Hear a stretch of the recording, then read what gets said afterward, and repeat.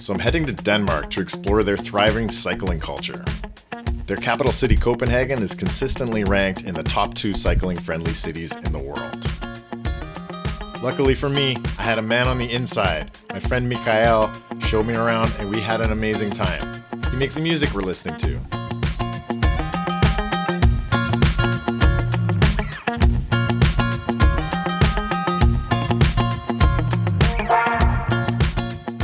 Copenhagen is full of creativity and productivity. The people there work hard, play hard, and they certainly bike hard.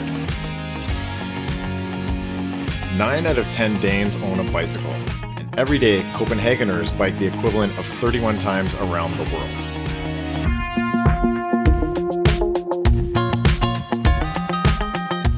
The classic Dutchy bike looks like this. They often have a step-through frame.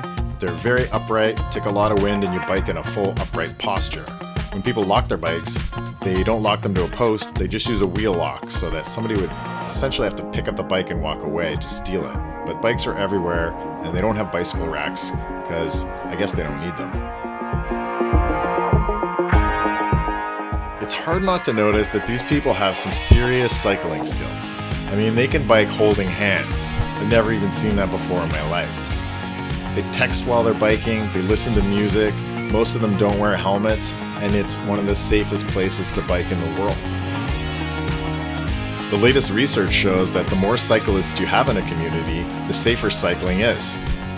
I guess when the people driving cars are also cyclists, they behave differently because they know what it's like. So in Copenhagen, you have a house or a building, and then you have a sidewalk like everywhere else, and that's obviously for walking. But then you have a step-down curb with a bicycle path big enough for 3 bikes, and people can just ride at their different speeds. Then there's another curb step down where you might have a parked car or a bus lane, and then after that you'd have a driving lane. It's a lot bigger than other sidewalk infrastructures in cities, but it's one of the main reasons that cycling is so convenient in Copenhagen. There's a pretty big beer culture in Copenhagen. Like a lot of places in the world, you can drink beer wherever you want. So people do that. Instead of throwing their beer cans on the ground or in a garbage can, they have this great system where they throw them in a bicycle basket. Then someone comes along later and picks them all up and takes them for their deposit. It's a perfect little cute recycling program. So yeah, they drink a lot and they bike a lot and everything's okay.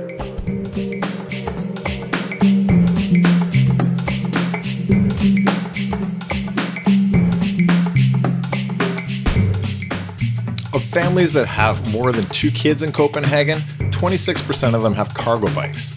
People use cargo bikes for all kinds of things. Moving stuff around, kids, delivery.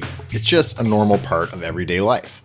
The countryside is great for cycling there. I mean, they've got paths pretty well over the whole country. But other than that, it's pretty uneventful. Let's face it, I came to bike tour. Let's get to it. So next up, I'm going to travel to Norway and bike with Vikings. Hit the cottage, do some saunas, have some barbecue, hunt some rainbows, and see what happens.